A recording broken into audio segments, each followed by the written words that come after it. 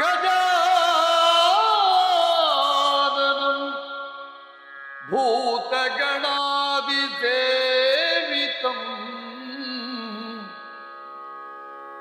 ಕಪಿತ್ತ ಜಂಬೂ ಫಲಸಾರ ಭಕ್ಷಿತಂ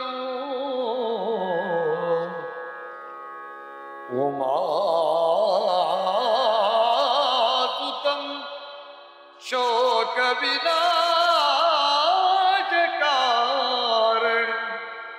ನಮಾಮಿ ವಿಘ್ನೇಶ್ವರ ಪಾದ ಪಂಕಜಂ ವಿಘ್ನೇಶ್ವರ ಪಾದ ಪಂಕಜಂ.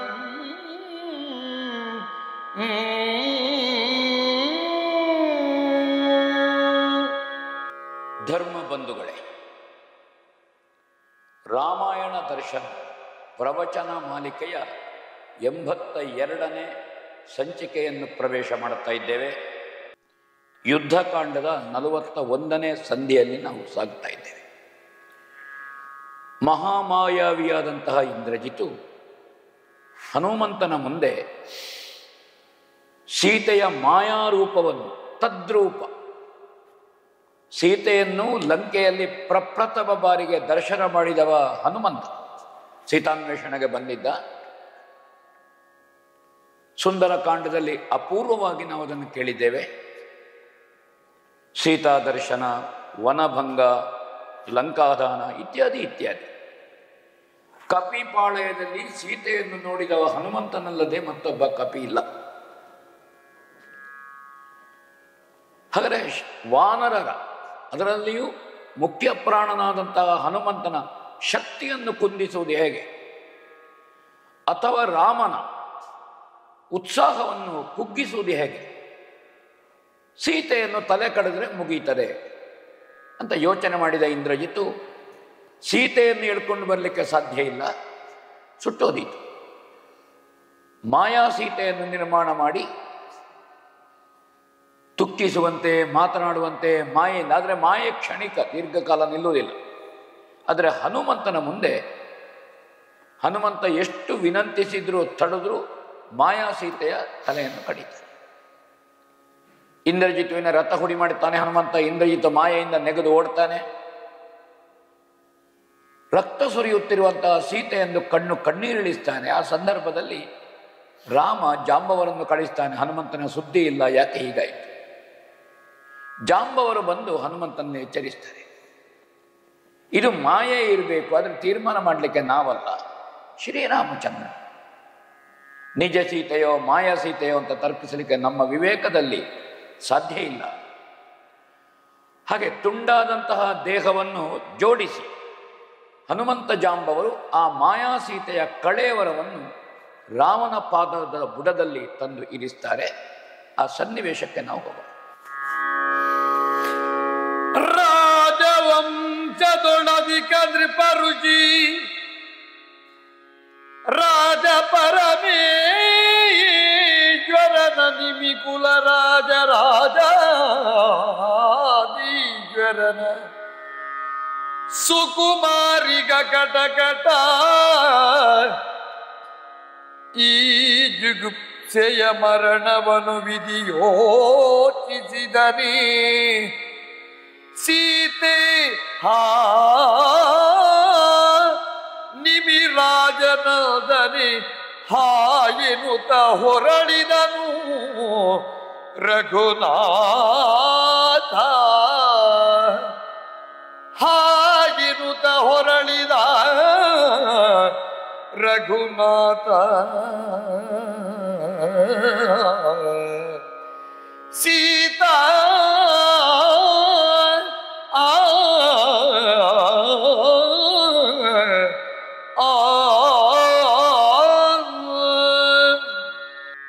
ಅತಿ ಮಾನುಷ ಶಕ್ತಿಯ ಮಾನುಷ ಸ್ವರೂಪಿಯಾದಂತಹ ಶ್ರೀರಾಮ, ಅವನ ನರನಾಟಕ ಲೀಲೆ ಇಲ್ಲಿ ಬಹಳ ಮುಖ್ಯವಾಗಿ ನಮಗೆ ಸೊಗಸಾಗಿ ಕವಿ ಇಲ್ಲಿ ತೊರವೆ ವರ್ಣಿಸಿದ್ದಾರೆ.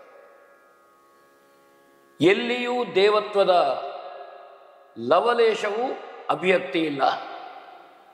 ಕೇವಲ ಮನುಷ್ಯ ಸಹಜವಾಗಿ ಒಬ್ಬ ಗಂಡ ಹೆಂಡತಿ ಸತ್ತಾಗ ಎಷ್ಟು ದುಃಖಿಸಬಹುದು, ಒದ್ದಾಡಬಹುದು, ವೇದನೆ ಎಷ್ಟಿರಬಹುದು ಎನ್ನುವುದನ್ನು ಕವಿ ಇಲ್ಲಿ ಸೊಗಸಾಗಿ ವರ್ಣಿಸ್ತಾರೆ.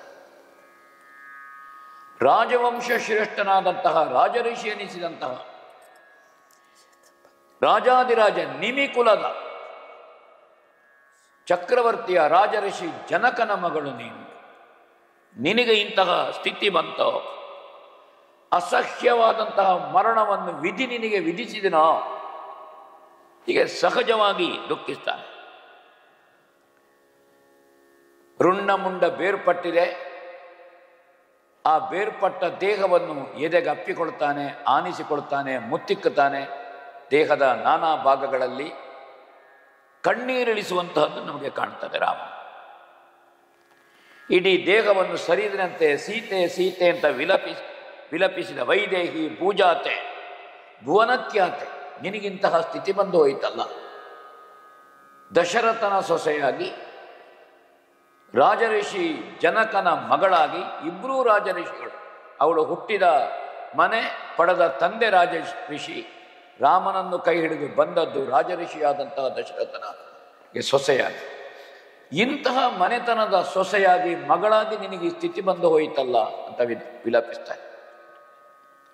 ಎಲ್ಲಿಯೂ ರಾಮ ತಾನು ದೊಡ್ಡ ಜನ, ವಸಿಷ್ಠ ವಿಶ್ವಾಮಿತ್ರರ ಶಿಷ್ಯನಾದ ನನ್ನ ಹೆಂಡತಿಯಾಗಿ, ಕೋದಂಡಪಾಣಿಯಾದಂತಹ ನನ್ನ ಹೆಂಡತಿಯಾಗಿ ನಿನಗೆ ಈ ಸ್ಥಿತಿ ಬಂತ ತನ್ನನ್ನು ಅತಿಯಾಗಿ ತನ್ನ ಸಾಮರ್ಥ್ಯವನ್ನು ಎಲ್ಲಿಯೂ ರಾಮ ಹೇಳಿಕೊಳ್ಳುವುದು ನಮಗೆ ಇಲ್ಲಿ ಕಾಣುವುದು.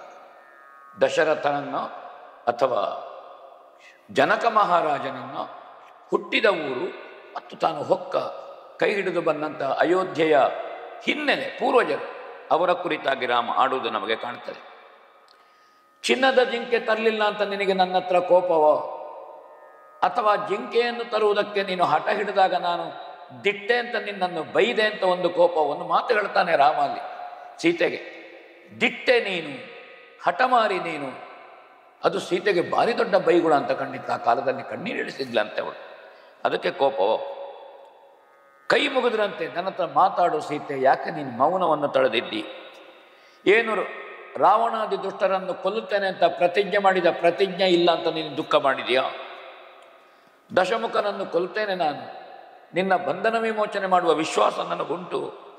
ಆ ಮಾತು ಎಲ್ಲವನ್ನೂ ನಡೆಸ್ತೇನೆ, ಆದರೆ ಅದಕ್ಕೆ ಬೇಕಾಗಿ ಮುನಿಸಬೇಡ, ನೀನು ಮಾತನಾಡು. ನನ್ನಲ್ಲಿ ಹಠ ಯಾಕೆ? ನನ್ನಲ್ಲಿ ದಯೆ ಇಲ್ವೋ? ನನ್ನಲ್ಲಿ ಕರುಣೆ ಇಲ್ವೋ? ಮಾನವ ಸಹಜವಾದಂತಹ ಮಾತುಗಳು ರಾಮನಿಂದ ಬರ್ತದೆ. ಮುಂದೆ ಕೇಳು. ಏಕಪತ್ನಿ ವೃತದ ನಿಷ್ಠೆಯ ನೋಕಿದೆನೆ ನಡವಳಿಯ ನಮಲಿ, ಇಕ್ಷ್ವಾಕು ಕುಲಜರ ಕೀರ್ತಿಯನ್ನು ಕೆಡಿಸಿದೆನೆ, ದುಷ್ಕೃತಿಗೆ ಸೋಕಿದೆನೆ, ಶ್ರುತಿ ಮತಕ್ಕೆ ಸಲ್ಲದ ಕಾಕರನು ಕೂಡಿದೆನೆ, ತನ್ನೊಡನೆ ನೀ ಮಾತಾಡಿ ಮಾತಾಡಿ ಮಾತಾಡಿ ನಿನಗಿದು ಗುಣವೇ ಪೆಳೆದ ಸೀತಾ ಮಾತಾಡೆ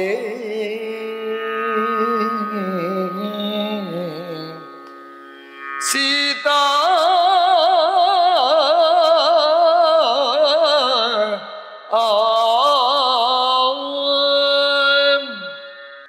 ನನ್ನ ನಡವಳಿಕೆಯಲ್ಲಿ ಏಕಪತ್ನಿ ವೃತ್ತವನ್ನು ನಾನು ತೊರೆದಿದ್ದೇನೆಯೋ?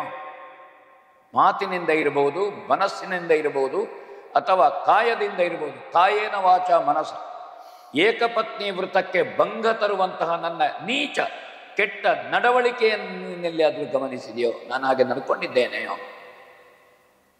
ಅನ್ಯ ಸ್ತ್ರೀಯ ಬಗೆಗೆ, ಪರರ ಹೆಣ್ಣುಗಳ ಬಗೆಗೆ ನಾನು ಎಲ್ಲಿಯಾದರೂ ಕನಸು ಮನಸ್ಸಿನಲ್ಲಿ ಆದರೂ ಎಣಿಸಿದ್ದಿದೆಯೋ?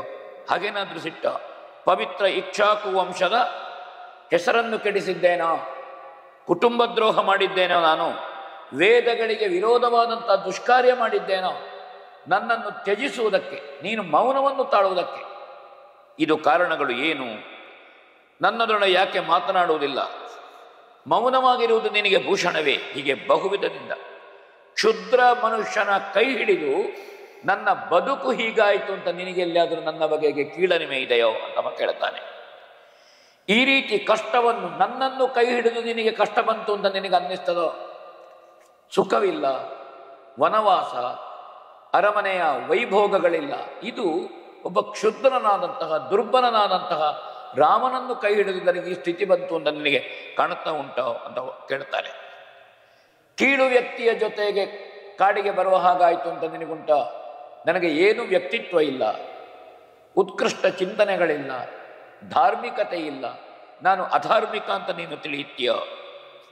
ಹೀಗೆ ಬಹುವಿಧದಿಂದ ಪಾಪಕರ್ಮಿಯ ಜೊತೆಗಿದ್ದೇನೆ ಅಂತ ಕಾಣ್ತದ? ಅಲ್ಲ, ನನ್ನ ಶೌರ್ಯಕ್ಕೆ, ವಿಕ್ರಮಕ್ಕೆ, ಕ್ಷಾತ್ರಕ್ಕೆ ಮುದಿತನ ಬಂತು ಅಂತ ನೀನು ತಿಳಿದೀಯ? ಹೀಗೆ ಬಹುವಿಧದಿಂದ ಯಾಕೆ ನೀನು ಮಾತನಾಡೋದಿಲ್ಲ? ಒಬ್ಬ ಅಸಂಬದ್ಧನನ್ನು, ಒಬ್ಬ ದುರ್ಬಲನನ್ನು ಕೈ ಹಿಡಿದಿದ್ದೇನೆ ಅಂತ ನಿನ್ನ ಮನಸ್ಸಿಗೆ ಏನಾದರೂ ನೋವಿದೆಯೋ? ನನ್ನ ಬಗೆಗೆ ಕೀಳರಿಮೆ ಇದೆಯೋ? ತುಚ್ಛ ಭಾವನೆಗಳಿದೆಯೋ? ಹೀಗೆ ಬಹುವಿಧದಿಂದ ರಾಮ ಕರುಣೆ ಇಲ್ಲದವನನ್ನು ಕೈ ಹಿಡಿದೆ ಅಂತ ಉಂಟಾ? ಹೀಗೆ ಬೇರೆ ಬೇರೆ ರೀತಿಯಿಂದ ತುಂಡಾಗಿ ಬಿದ್ದಂಥ ಕಳೇವರವನ್ನು ಅಪ್ಪಿಕೊಂಡು ರಾಮ ಸಹಜವಾದಂತಹ ಒಂದು ಮನುಷ್ಯ ರೀತಿಯಿಂದ ಅತ್ಯಂತ ದಯನೀಯ ಸ್ಥಿತಿಯಲ್ಲಿ ರಾಮ ಪ್ರಶ್ನಿಸ್ತಾನೆ. ಮಾತ್ರ ಅಲ್ಲ, ಮುಂದೆ ಹೇಳ್ತಾನೆ, ವನಕ್ಕೆ ಬರಬೇಡ,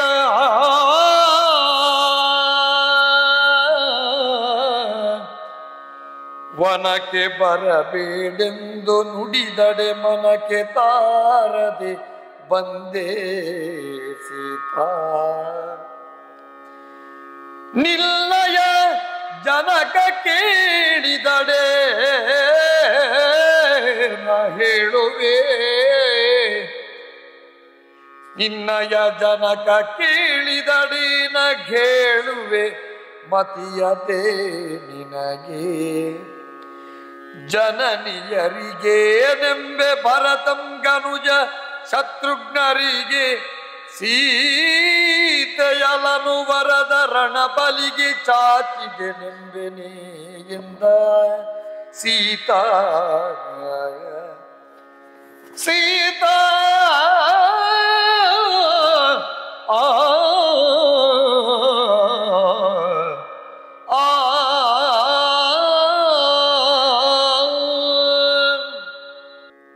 ಅರಣ್ಯವಾಸಕ್ಕೆ ಹೊರಡುವ ಸಂದರ್ಭದಲ್ಲಿ ಸೀತೆಯನ್ನು ಬರುವುದು ಬೇಡ ಅಂತ ರಾಮ ಹೇಳಿದ ಘಟನೆಗಳನ್ನು ನೆನಪಿಸ್ತಾರೆ.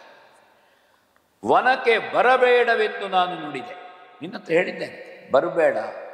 ರಾಕ್ಷಸರಿದ್ದಾರೆ, ದುಷ್ಟರು, ಮಹಾ ಮಾಯಾವಿಗಳಿದ್ದಾರೆ, ಹೆಣ್ಣು ಹುಚ್ಚರಿದ್ದಾರೆ, ಇನ್ನು ಉಳಿದಂತೆ ಕ್ರೂರ ಪ್ರಾಣಿಗಳು, ಕಲ್ಲು ಮುಳ್ಳು, ವಿಶ್ರಾಂತಿ ಧಾಮಗಳು, ಇದೆಲ್ಲವೂ ನಿನಗೆ ತೊಡಕಾದೀತು ಅಂತ ಹೇಳಿದ್ದೇನೆ. ಆದರೂ ನೀನು ಪತಿವ್ರತ ಧರ್ಮ ಎಂಬ ನೆಲೆಯಲ್ಲಿ ಬಂದಿದ್ದೆ, ನಾನು ಬೇಡ ಅಂತ ಹೇಳಿದೆ. ಅದನ್ನು ನೆನಪಿಸ್ತಾನೆ. ನಿನ್ನ ತಂದೆ ರಾಜಋಷಿಯಾದಂತಹ ಜನಕ ಕೇಳಿದರೆ ನಾನು ಏನು ಹೇಳಬೇಕು? ವನವಾಸ ಮುಗಿದು ಅಯೋಧ್ಯೆಗೆ ಹೋಗುತ್ತೇನೆ. ಆವಾಗ ನಿನ್ನ ಅಯ್ಯನಾದಂತಹ ಜನಕ ಅಯೋಧ್ಯೆಗೆ ಬಂದು ವಿಚಾರಿಸ, ಮಿಥಿಲೆಯಿಂದ ನನ್ನ ಮಗಳೇನಾದರೂ ನನ್ನ ಬುದ್ಧಿಗೆ ಅಥವಾ ಜನಕನ ಮಡದೇರು ಅತ್ತೆಯಂದಿರು ಅಲ್ಲಿ ಕೇಳಿದರು. ಬೇಡ, ಅಯೋಧ್ಯೆಯಲ್ಲಿರುವಂತಹ 3 ತಾಯಂದಿರಿದ್ದಾರೆ, ಕೌಸಲ್ಯಾದೇವಿ, ಸುಮಿತ್ರೆ ಮತ್ತು ಕೈಕಾ. ಈ ತಾಯಂದಿರು ಕೇಳಿದರೆ ಸೊಸೆಯಲ್ಲಿ ಹೋದಳು, ಎಲ್ಲಿ ಬಿಟ್ಟು ಬಂದಿದ್ದೆ ಅಂತ ಕೇಳಿದ್ರೆ ನಾನು ಉತ್ತರಿಸುವುದು ಹೇಗೆ? ಭರತ ಶತ್ರುಘ್ನರು ಪ್ರಶ್ನೆ ಮಾಡಬಹುದು, ಕದನದಲ್ಲಿ ಸೀತೆಯನ್ನು ನಮ್ಮ ಅತ್ತೆಗೆಯನ್ನು ಬಲಿ ಕೊಟ್ಟಿಯೋ ಅಂತ ಪ್ರಶ್ನೆ ಮಾಡಬಹುದು. ಮಾಡಿದರೆ ನನ್ನಲ್ಲಿ ಉತ್ತರ ಇಲ್ಲ ಸೀತಾ, ನೀನು ಮಾತನಾಡು, ನೀನು ಯಾಕೆ ಮೌನಕ್ಕೆ ಜಾರಿದ್ದಿ ಅಂತ ಕೇಳ್ತಾನೆ. ಶತ್ರುವನ್ನು ಇನ್ನು ನಿನ್ನನ್ನು ಕಳ್ಕೊಂಡ ಮೇಲೆ ರಾವಣಾದಿಗಳನ್ನು ವಧಿಸಿ ನಾನು ಸಾಧಿಸುವುದಕ್ಕೆ, ಹೆಗ್ಗಳಿಕೆ ಹೇಳಿಕೊಳ್ಳುವುದಕ್ಕೆ ಏನಿದೆ ಹೇಳು? ಧರ್ಮ ಸಂಸ್ಥಾಪನೆ ಮಾಡಬಹುದು, ಆದರೆ ಹೆಂಡತಿಯನ್ನು ಸಂರಕ್ಷಿಸಬೇಕಾದಂತಹ ಗಂಡನ ಧರ್ಮ ಏನು? ಅದುವೇ ನನ್ನಲ್ಲಿ ಇಲ್ಲ ಅಂತಾಗಿ ಹೋಗಲಿಲ್ವೋ? ಹೀಗೆ ಬಹುವಿಧದಿಂದ ನೀನು ಸತ್ತ ಬಳಿಕ ನಾನು ಬದುಕಿ ಉಳಿಯುವುದರಲ್ಲಿ ಕುಲ ಗೌರವ ಇಲ್ಲ, ಕುಲವು ನನ್ನನ್ನು ಗೌರವಿಸಲಾರದು. ನಿನ್ನನ್ನು ಕಳ್ಕೊಂಡೆ, ನನ್ನ ಗೃಹಸ್ಥಾಶ್ರಮವೇ ಸುಟ್ಟು ಹೋಯಿತು, ಕಮರಿ ಹೋಯಿತು ನಿನ್ನನ್ನು ಕಳ್ಕೊಂಡಲ್ಲಿಗೆ. ನನ್ನ ಸೊಬಗಿನ ಕಣಿ, ಕಾಮನ ಕನ್ನಡಿ, ಮನ್ಮಥನ ಮುಂಗೈಯ ಅರಗಿಣಿ, ಹೀಗೆ ಬಹುವಿಧದಲ್ಲಿ ಸೀತೆಯನ್ನು ಹೊಗಳುತ್ತಾನೆ. ಮಾತ್ರ ಅಲ್ಲ, ಒಂದು ಹೆಂಡತಿಯ ಕರ್ತವ್ಯವನ್ನು ನೆನಪಿಸ್ತಾನೆ. ಕಾರ್ಯೇಶು ದಾಸಿ, ಕರ್ಣೇಶು ಮಂತ್ರಿ, ಭೋಜೇಶು ಮಾತಾ, ಶಯನೇಶು ರಂಭ, ಕ್ಷಮಯಾದರಿತ್ರಿ. ಹೆಣ್ಣಿನ ಗುಣಗಳೇನು? ನೀನು ಸೇವೆಯಲ್ಲಿ ದಾಸಿಯಂತೆ, ಕಾರ್ಯೇಶು ದಾಸಿ. ಅದೇ ರೀತಿ ಗಂಡನ ಜ್ಞಾನವನ್ನು, ವಿವೇಕವನ್ನು ಎಚ್ಚರಿಸುವಲ್ಲಿ ಕರ್ಣೇಶು ಮಂತ್ರಿ, ನೀನು ಆ ರೀತಿ ಇದ್ದಿ. ಹಾಗೆ ಅದೇ ಗಂಡನನ್ನು ಹೊಟ್ಟೆ ತುಂಬಿಸುವುದರಲ್ಲಿಯ, ಊಟ ಹಾಕುವುದರಲ್ಲಿಯ, ಹಸಿವೆ ಬಳಲಿಕೆಯನ್ನು, ವಿಶ್ರಾಂತಿಯನ್ನು ಕೊಡಿಸುವಲ್ಲಿ ನೀನು ಶಯನೇಶುರಂಭ, ಆ ರೀತಿ ನೀನು ಮಾಡುತ್ತಾ ಇರುವವಳು. ನೀನು ಭೋಜೇಶು ಮಾತ, ಊಟದಲ್ಲಿ ನೀನು ತಾಯಿಯ ಹಾಗೆ ಅನ್ನ ಹಾಕುವವಳು. ಕ್ಷಮಾಗುಣದಲ್ಲಿ ಭೂಮಿಯಂತೆ ಇರುವವಳು ಅಂತ ಹೇಳ್ತಾನೆ. ಆ ರೀತಿ ಸ್ನೇಹಿತನನ್ನು ತೋರಿಸುವ ಅತಿಯಾದ ಸ್ನೇಹ ನನ್ನಲ್ಲಿ, ಕ್ರೀಡೆಯಲ್ಲಿ ಎಲ್ಲದರಲ್ಲಿಯೂ ನೀನು ಪರಿಣತಳಿದ್ದಿ, ನನ್ನನ್ನು ಸಂತೋಷಗೊಳಿಸುವವಳಿದ್ದಿ, ಭೂಮಿಯಂತೆ ಸೈರಣೆಯನ್ನು ಹೊಂದುವವಳಿದ್ದಿ ನೀನು. ಮಾತ್ರ ಅಲ್ಲ, ಮನ್ಮಥ ಕ್ರೀಡೆಯಲ್ಲಿ ಕಲಾಕುಶಲ ನೀನಿದ್ದಿ. ಹೀಗೆ ಸೀತೆಯ ಗುಣಗಳನ್ನು ರಾಮ ಹೇಳ್ತಾನೆ. ನಿನ್ನನ್ನು ಮರೆಯುವಂತಹ ಗುಣಗಳೇ ನನ್ನಲ್ಲಿ ಇಲ್ಲ, ಗುಣಗಳ ಅಭಾವವೇ ನಿನ್ನಲ್ಲಿಲ್ಲ. ನಿನ್ನನ್ನು ತಿರಸ್ಕರಿಸುವುದೋ, ನಿನ್ನ ಬಗೆಗೆ ನಾನು ಅಸಡ್ಡೆ ತೋರುವುದೋ, ನಿನ್ನ ಬಗೆಗೆ ಅಗೌರವ ತೋರಿಸುವುದೋ, ಅಥವಾ ನಿನ್ನ ಬಗ್ಗೆ ನಿರುತ್ಸಾಹ ಹೊಂದುವುದಕ್ಕೆ ಯಾವ ಅವಗುಣಗಳು ನಿನ್ನಲ್ಲಿಲ್ಲ. ಗಂಡನಿಗೆ ಹೆಂಡತಿಯಲ್ಲಿ ನಿರುತ್ಸಾಹ ಬರಬೇಕು ಅಂತಾದರೆ, ಗೌರವ ಕಡಿಮೆ ಆಗಬೇಕು ಅಂತಾದರೆ, ಅಸಡ್ಡೆ ಹೊಂದಬೇಕು ಅಂತಾದರೆ ಅವಳಲ್ಲಿ ಎಲ್ಲಿಯೋ ಕೆಟ್ಟ ಗುಣಗಳಿರಬೇಕು. ಅದು ಮನೆಯನ್ನು ನಡೆಸದೇ ಇರುವಂತಹದ್ದಿರ್ಬೋದು, ಅಥವಾ ಬಂದ ಸ್ನೇಹಿತರ ಹತ್ರ, ಬಂದ ನೆಂಟರಿಷ್ಟರ ಹತ್ರ ಒಳ್ಳೆ ಆತಿಥ್ಯ ಮಾಡಿ ಮಾತಾಡದೇ ಇರುವಂತಹದ್ದಿರ್ಬೋದು. ಅಂದರೆ ಒಟ್ಟು ಮನೆಯ ವ್ಯವಹಾರಕ್ಕೆ ಹೊಂದಿಕೊಳ್ಳದೇ ಇರುವುದಂತಿರ್ಬೋದು, ಅಥವಾ ಮಕ್ಕಳ ಭವಿಷ್ಯ, ಮಕ್ಕಳ ಬಗೆಗೆ ಚಿಂತಿಸದೇ ಇರುವಂತಹದ್ದಿರ್ಬೋದು.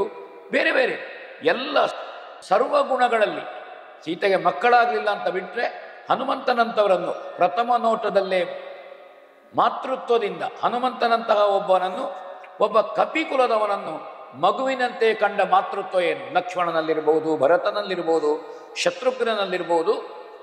ಒಂದು ಮಾತೃವಾತ್ಸಲ್ಯವನ್ನು ತೋರಿಸಿದ ಸೀತೆಯ ಗುಣಗಳು ಅಪೂರ್ವ ಗುಣಗಳು. ಇದನ್ನು ರಾಮ ನೆನಪಿಸಿಕೊಳ್ತಾನೆ.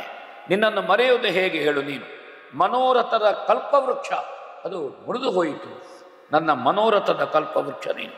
ಸೀತೆಯ ರೂಪವನ್ನು ನೆನಪಿಸಿಕೊಂಡು, ಇಡೀ ಸೀತೆಯ ಒಡನಾಟವನ್ನು ನೆನಪಿಸಿಕೊಂಡು, ಸೀತೆಯ ಜೊತೆಗಿನ ದಾಂಪತ್ಯವನ್ನು ನೆನಪಿಸಿಕೊಂಡು, ಅಥವಾ ಅತ್ತೆ ಮಾವಂದಿರಿಗೆ ಸೊಸೆಯಾಗಿ ನಡ್ಕೊಂಡದ್ದನ್ನು ನೆನಪಿಸಿಕೊಂಡು, ಪ್ರಜಾಕೋಟಿಗೆ ಒಬ್ಬಳು ಮಹಾರಾಣಿಯಾಗಿ ನಡ್ಕೊಂಡದ್ದನ್ನು ಕೇಳಿ, ಹೀಗೆ ಬಹಳ ರೀತಿಯಿಂದವ ವಿಲಪಿಸ್ತಾನೆ, ದುಃಖಿಸ್ತಾನೆ. ಸಾಮಾನ್ಯ ಮನುಷ್ಯನಾಗಿ ದುಃಖಿಸ್ತಾನಂತೆ. ಕೇಳೋಣ ಆ ಸಮಯದಲ್ಲಿ ಏನಾಯ್ತು. ಬಂಧನ ಸಮಯದಲ್ಲಿ ಆ ಸಮಯದಲ್ಲಿ ಮಾನವರಂದದಲ್ಲಿ ಹಳವಿಸುವ ಹರಿಯೆಡೆಗೆ ಇಂದು ಧರನ ಸಮಾನ ನಘ ದೂಜನ ವಿಭೀಜಣನು ಬಂದ ಕಂಡ. ದೇವನೀ ದಿಟ ನರನೇ ಸೀತಾದೇವಿ ತಾಮಾನಿನಿಯೇ ದಿಟತ ಮಾಯಾ ವಿಲಾಸಕ್ಕೆ ಮರುಗುವರೆ ಸರ್ವಜ್ಞನಾದವರು.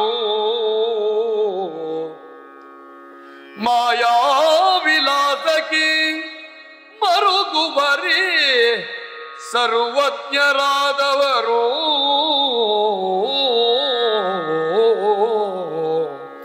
ದೇವಾ ರಾಘವ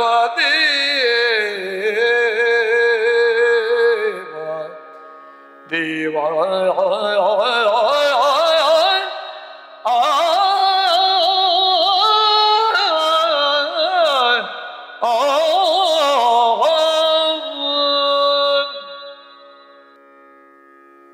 ರವಿಚಂದ್ರ ಕನ್ನಡಿಗಟ್ಟೆಯವರು ವರ್ತಮಾನದ ಯಕ್ಷಗಾನದ ಶ್ರೇಷ್ಠ ಭಾಗವತರ ಸಾಲಿನಲ್ಲಿರ್ಬೋದು. ಇವಾಗ ಗಾನ ಯಾನವನ್ನು ಗಮನಿಸಿ ಮಾಯೆಯನ್ನು ಭೇದಿಸುವುದಕ್ಕೆ ವಿಭೀಷಣ ಬರುವಂತಹ ಸಂದರ್ಭ.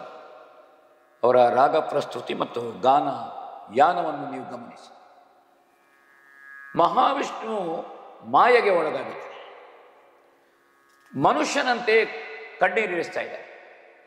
ಇಲ್ಲಿ ಕವಿ ತೊರವೆ ಬಹಳ ಸೊಗಸಾಗಿ ಹೇಳ್ತಾನೆ, ಸಾಮಾನ್ಯ ಮನುಷ್ಯನಂತೆ ಪ್ರಲಾಪಿಸುವ ವಿಷ್ಣುವಿನ ಬಳಿಗೆ ಕೈಲಾಸದಿಂದ ಶಿವದೇವರು ಬಂದ ಹಾಗೆ ವಿಭೀಷಣ ಬಂದ ಅಂತ ಒಂದು ಅಲಂಕಾರವನ್ನು, ಉಪಮೆಯನ್ನು ಬಹಳ ಸೊಗಸಾಗಿ ಅವರು ಹೇಳ್ತಾರೆ. ಗರುಡ ಧ್ವಜನಿಗೆ ವೃಷಭ ಧ್ವಜ ಬಂದು ಸಮಾಧಾನವನ್ನು ಹೇಳ್ತಾನೆ ಅಂತ ಒಂದು ರೂಪಕವನ್ನು ತಂದುಕೊಡ್ತಾರೆ. ರಾಮನನ್ನು ಎಚ್ಚರಿಸುವ ವಿಭೀಷಣ, ಮಹಾಮಾಯೆಯನ್ನು ಬಲ್ಲಂತಹ ವಿಭೀಷಣ, ಪಾಪರಹಿತನಾದಂತಹ ವಿಭೀಷಣ ರಾಮನ ಬಳಿಗೆ ಬರ್ತಾರೆ.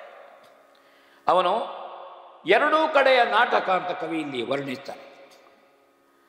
ಸರ್ವಜ್ಞನಲ್ಲುವ ಸ್ವಾಮಿ ನೀನು ರಾಮಚಂದ್ರ, ಸರ್ವಜ್ಞನಾದ ನೀನು ಕಣ್ಣೀರಿಳಿಸುವುದು ಆಶ್ಚರ್ಯ ಅಂತ ಹೇಳ್ತಾನೆ. ಒಬ್ಬ ಭಕ್ತ ಭಗವಂತನಿಗೆ ಯಾವ ರೀತಿ ಎಚ್ಚರಿಸ್ತಾನೆ, ಸೇವ್ಯ ಸೇವಕ ಸಂಬಂಧ ಅದು, ಭಗವಂತ ಭಕ್ತರ ಸಂಬಂಧ ಅದು, ಪೂಜ್ಯ ಪೂಜಕರ ಸಂಬಂಧ. ನೀನು ನಿಜವಾಗಿ ಮಾನವನ ಅಥವಾ ಸೀತೆ ನಿಜವಾಗಿ ಮಾನವ ಸ್ತ್ರೀಯ ಅಂದರೆ ಲಕ್ಷ್ಮೀನಾರಾಯಣರು ಅಂತ ಎಚ್ಚರಿಸ್ತಾನೆ. ಸರ್ವಜ್ಞನಾದವರು ಮಾಯಾವಿಲಾಸಕ್ಕೆ ದುಃಖಿಸ್ತಾರೋ, ಮಾಯೆ ಸಹಜ, ಆದರೆ ಅದನ್ನು ಎಲ್ಲವನ್ನೂ ತಿಳಿದವರು, ಮಾಯೆಯ ಒಳಗೂ ಮಾಯೆಯ ಹೊರಗೂ ಎಲ್ಲವನ್ನೂ ತಿಳಿದವರಿಗೆ ಮಾಯೆ ವಿಲಾಸ, ಮಾಯೆ ವಿಲಾಪ. ಮಾಯೆಯನ್ನು ಮೀರಿದವ ನೀನು, ಮಾಯೆಯನ್ನು ಅವಲಂಬಿಸಿಕೊಂಡು ನೀನು ಮಹಾತ್ಮೆಯನ್ನೋ ಲೀಲೆಯನ್ನೋ ಮಾಡುವುದಕ್ಕೆ ಬಂದವ ಎನ್ನುವುದರಿಂದ ಮಾಯೆಯಿಂದ ನೀನು ವಿಲಪಿಸಬಾರದು. ಮಾಯೆ ನಿನಗೆ ವಿಲಾಪ ಅಲ್ಲ, ಮಾಯೆ ನಿನಗೆ ವಿಲಾಸವಾಗಬೇಕು, ಅದು ಲೀಲೆಯಾಗಬೇಕು ಅಂತ ವಿಭೀಷಣ ರಾಮನ ಎಚ್ಚರಿಸ್ತಾರೆ ಬಹಳ ಸೊಗಸಾಗಿ. ಹಾವುಗಳ ಹೆಜ್ಜೆಯನ್ನು ಹಾವುಗಳು ಬಲ್ಲವು, ಬೇರೆಯವರಿಗೆ ಅರ್ಥ ಆಗುವುದಿಲ್ಲ. ನಮ್ಮ ಬಹಳ ಸೊಗಸಾಗಿ ಹೇಳ್ತಾರೆ. ನಮ್ಮ ಈ ರಾಕ್ಷಸರ ಕಾರ್ಯ ಏನುಂಟು ಇದು ನಮಗೊತ್ತುಂಟು. ಹಾವುಗಳ ಹೆಜ್ಜೆಯನ್ನು ಹಾವುಗಳು ತಿಳಿದ ಹಾಗೆ ಇದು ನಿನಗೆ ಗೊತ್ತಾಗಲಿಕ್ಕಿಲ್ಲ ರಾಮಚಂದ್ರಮ. ಲಂಕೆಯಲ್ಲಿ ಮೈರಾವಣ ಅಂತ ಒಬ್ಬ ಇದ್ದಾನೆ. ರಾವಣ, ಮೈರಾವಣ, ಇಂದ್ರಜಿತ್, ವಿಭೀಷಣ, ಇವರು 4 ಮಂದಿ ಪ್ರಬಲ ಮಾಯಾವಿಗಳು. ಇಷ್ಟು ಮಾಯೆ ಯಾರಿಗೂ ಗೊತ್ತಿಲ್ಲ. ಅಲ್ಪ ಸ್ವಲ್ಪ ಮಾಯೆ ಗೊತ್ತಿದ್ದವರಿದ್ದಾರೆ. ಮತ್ತೊಬ್ಬ ಮಾರೀಚ, ಇವರು ಬಹಳ ಮಾಯೆಯನ್ನು ಬಲ್ಲವರು, ಮಾಯಾವಿದ್ಯೆಯಲ್ಲಿ ನಿಪುಣರು. ಹಾಗಾದ ಕಾರಣ ಈ ಮಾಯಾವಿ ಇಂದ್ರಜಿತ್ ಮಾಡಿದ ಕಾರ್ಯ ಇದು. ಇಲ್ಲಿ ಬಿದ್ದುಕೊಂಡಿರುವಂತಹದ್ದು ಮಾಯಾ ಸೀತೆ, ಇದು ನಿಜ ಸೀತೆಯಲ್ಲ ಅಂತ ವಿಭೀಷಣ ಅದನ್ನು ಹೇಳ್ತಾರೆ. ಅದಕ್ಕಾಗಿ ನೀನು ಚಿಂತಿಸಬೇಡ, ನಮಗೆ ಬೇಕಾದ ಫಲಿತಾಂಶ ಏನು ಅನ್ನುವಂಥದ್ದು. ಸೀತೆಯನ್ನು ಸರಿಯಾಗಿ ತಿಳಿದವ ಯಾರು ಅಂತ ಕೇಳಿದರೆ ಯಾರೂ ಅಲ್ಲ, ನಮ್ಮ ಪಾಳಯದಲ್ಲಿರುವಂತಹದ್ದು ಹನುಮಂತ. ಅವನು ಗೊತ್ತುಂಟು. ಅವ ಸೀತಾನ್ವೇಷಣೆಗೆ ಬಂದವ. ಹಾಗಾದ ಕಾರಣ ಅಶೋಕಾವನದ ಶಿಂಶುಪ ವೃಕ್ಷದಡಿಯಲ್ಲಿರುವಂತಹ ಸೀತೆ ಇದ್ದಾಳೋ ಇಲ್ವೋ ಅಂತ ನೋಡಿ ಬರಲಿ ಹನುಮಂತ. ಅಲ್ಲಿ ಇಲ್ಲ ಅಂತಾದರೆ ಮತ್ತೆ ಆಲೋಚನೆ ಮಾಡುವ ಸೀತೆ ಎಲ್ಲಿದ್ದಾಳೆ ಏನಾದರೆ. ಇದು ಮಾಯೆಗಾಗಿ ನೀನು ಮನ ಕರಗುವುದರಲ್ಲಿ ಅರ್ಥ ಇಲ್ಲ. ಹನುಮಂತನನ್ನು ಕಳುಹಿಸಿ ಮಾಯೆಯನ್ನು ತಿಳಿದುಕೊಳ್ಳೋದು. ಇನ್ನೊಂದು, ಲಕ್ಷ್ಮಿಯಾದಂತಹ ಸೀತೆಯನ್ನು, ಪಾಪರಹಿತಳಾದಳನ್ನು, ಪುಣ್ಯಾತ್ಮೆಯನ್ನು ಮಾಯ ಮಾಡಲಿಕ್ಕೆ ಸಾಧ್ಯ ಉಂಟು. ಮಾಯೆಗೆ ಒಳಗಾಗಬೇಕಾದ್ರೂ ಒಂದು ಸಣ್ಣ ಪಾಪದ ಲೇಪ ಬೇಕು. ಪಾಪದ ಲೇಪ ಇಲ್ಲದ ಮಹಾಮಾತೆಯಾದ ಜಗಜ್ಜನೆಯಾದಂತಹ ಸೀತೆಯನ್ನು ಹಾಗೆ ಮಾಯ ಮಾಡಲಿಕ್ಕಾಗೋದಿಲ್ಲ ಅಂತ ವಿಭೀಷಣ. ರಾಮ ವಿವೇಕಕ್ಕೆ ವಿಭೀಷಣ ವಿವೇಕ ಸಂದೇಶವನ್ನು ಕೊಡ್ತಾನೆ. ಒಂದು ರಾಮ ವಿವೇಕ, ಒಂದು ವಿಭೀಷಣ ವಿವೇಕ, ಎರಡು ವಿವೇಕವೇ. ಇಲ್ಲಿ ರಾಮನ ವಿವೇಕ ಮಾಯೆಯ ಒಳಗುಂಟು, ವಿಭೀಷಣನ ವಿವೇಕ ಮಾಯೆಯ ಹೊರಗುಂಟು. ಅವ ಮಾಯೆಗೆ ವಶವರ್ತಿಯಾಗಲಿಲ್ಲ, ರಾಮ ವಿವೇಕ ಮಾಯೆಗೆ ವಶವರ್ತಿಯಾಗಿದೆ. ಹಾಗಾದರೆ ಮಾಯೆಗೆ ವಶವರ್ತಿಯಾಗದ ವಿವೇಕ ಮಾಯೆಗೆ ವಶವರ್ತಿಯಾದ ವಿವೇಕವನ್ನು ಎಚ್ಚರಿಸ್ತದೆ. ಹಾಗೆ ನಾವು ತಿಳ್ಕೊಳ್ಬೇಕಾದ್ದು ಮುಖ್ಯ ಇಲ್ಲಿ. ಹಾಗೆ ಒಂದು ವೇಳೆ ಅಲ್ಲಿ ಹೋಗುವಾಗ ಸೀತಾದೇವಿ ಇಲ್ಲ ಅಂತ ತಿಳ್ಕೊಳ್ಳೋದು, ಅಶೋಕವನದಲ್ಲಿ ಇಲ್ಲದಿದ್ದರೆ ನನ್ನನ್ನು ಪಾಪಾತ್ಮ ಅಂತ ತಿಳಿ, ನಿನ್ನ ಪಾದ ಸೇವೆ ಮಾಡುವ ಭಾಗ್ಯ ನನಗಿಲ್ಲ ಅಂತ ತಿಳಿ, ನಾನು ಪಾದ ಸೇವೆಗೆ ಅರ್ಹನಲ್ಲ ಅಂತ ನೀನು ತಿಳಿ ರಾಮಚಂದ್ರಮ. ಇಷ್ಟು ಬದ್ಧತೆಯಿಂದ, ಇಷ್ಟು ಸ್ಪಷ್ಟವಾದಂತಹ ತನ್ನ ನಿಲುಮೆಯಿಂದ ರಾಮನ ಮನಸ್ಸಿನಲ್ಲಿರುವಂತಹ ಏನು ಸಂಶಯ ಉಂಟು ಅದನ್ನು ಹೋಗಲಾಡಿಸ್ತಾನೆ. ರಾಮನ ಕೈಯ ಸಮುಜ್ಞೆಯಲ್ಲಿ ಹನುಮಂತ ಹೊರಟ ಅಂತ ತರವೇ ಹೇಳ್ತಾನೆ. ಕೇಳೋಣ. ಸದಳನಲ್ಲ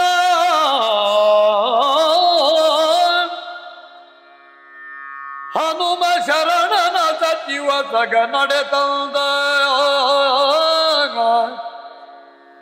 ಇಂದ್ರಿಯ ಶುಚಿಯ ಶೋಕವನದಿ ಕಂಡನು ಲೋಕಪಾವನಿಯ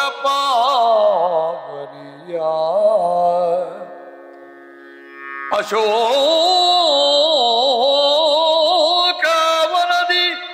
ಕಂಡನು ಲೋಕಪಾವನಿಯ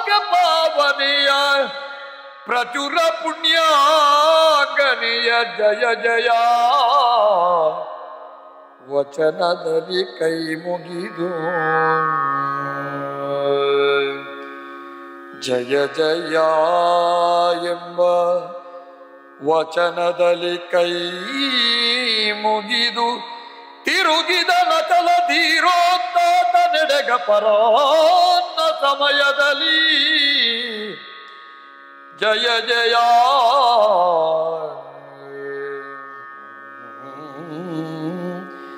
ಜಯ ಜಯ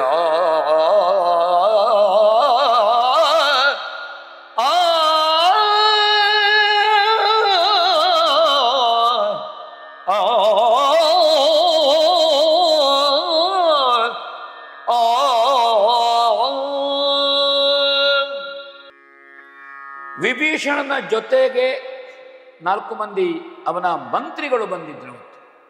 ರಾಮನನ್ನು ಬಂದು ಸೇರುವ ಹೊತ್ತಿಗೆ ಹನುಮಂತ ಒಬ್ಬನೇ ಹೋಗಲಿಲ್ಲ, ಒಬ್ಬ ವಿಭೀಷಣನ ಮಂತ್ರಿಯನ್ನು ಜೊತೆ ಕೂಡಿಕೊಂಡು ಹನುಮಂತ ಅಶೋಕವನಕ್ಕೆ ಹಾರುತ್ತಾನೆ. ಅಲ್ಲಿ ರಾಮಧ್ಯಾನ ನಿರತಳಾದಂತಹ ಪುಣ್ಯ ಮಾತೆಯಾದಂತಹ ಸೀತೆಯನ್ನು ಹನುಮಂತ ನೋಡ್ತಾನೆ.